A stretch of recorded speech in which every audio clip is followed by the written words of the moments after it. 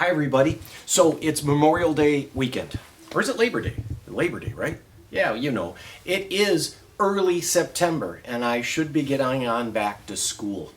We get guitars that come in on the holidays from all over the country. And if I might, I'm going to just show you kind of a day in the life of stuff. We get so many things that quite honestly, we can barely keep up because we need to identify stuff and make sure we got it right? So, submitted for your approval.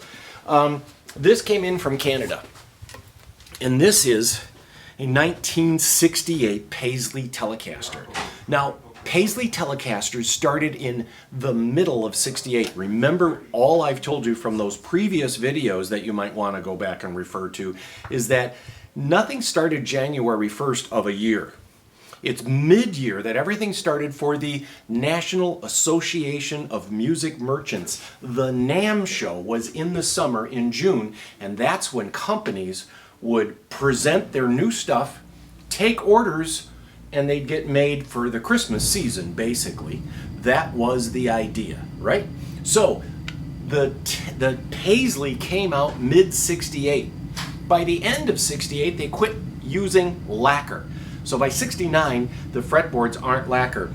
To find a Paisley Tele that has all this 50s lacquer wear on it is sexy with a capital X, because this is just a fantastic guitar. Features single string tree, lacquer finish, and on these, this is in really good shape. A lot of times these kind of fold up. This came in from a guy in Canada, and then a guy from Vegas brought this to us, and this is a Mustang. And this, when you're looking at Fenders, you look single string tree, cool. They did a double string tree by '72, so they're all early. Gold logo, that was done by '69. A gold logo is an indication of a lacquer finish. So Mustangs, same thing. Not many years where Mustangs were lacquer. They had the thick coat poly finish by '69.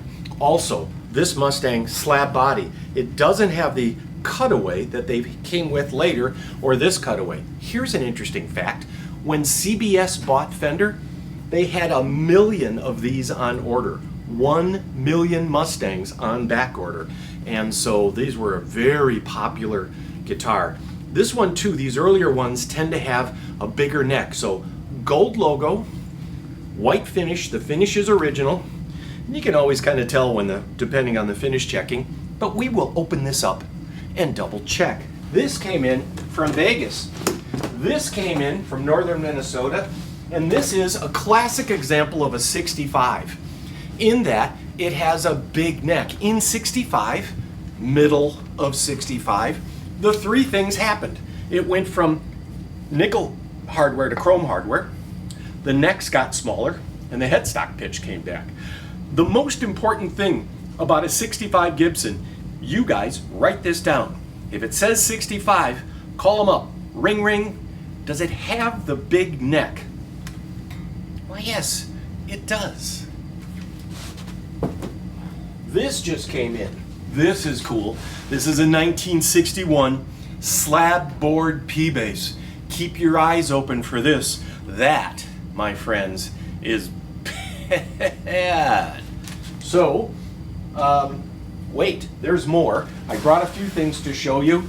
Speaking of basses, this came in from Minot, North Dakota.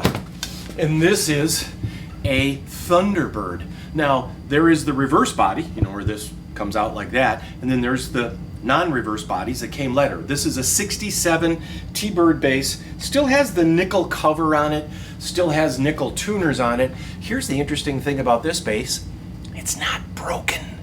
Yeah, these basses were really skinny necks, and if they fell down off a strap, the headstocks would break. It's very common. I would venture to guess that over 50% of the T-Bird basses out there are broken in some way because they just weren't as durable as Fenders. Fenders didn't have a glued-in neck. Fenders used maple necks. The maple is more durable than mahogany, but there's something about the tone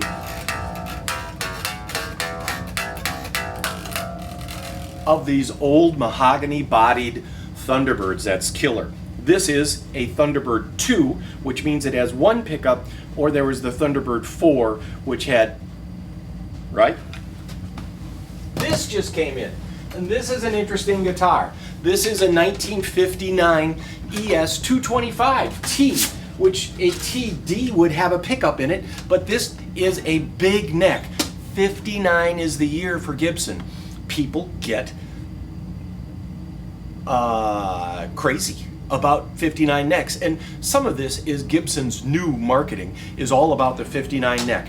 It's a little smaller than a 58, but still big, and it doesn't have the wide, thin profile. That's wide, thin profile that came in the middle of 60. Again, for the NAMM show, they made the new improved, slimmer taper neck. But wait, don't these usually have the wraparound? You do got a check down here, but yes, later in the run, they did this bridge and tailpiece.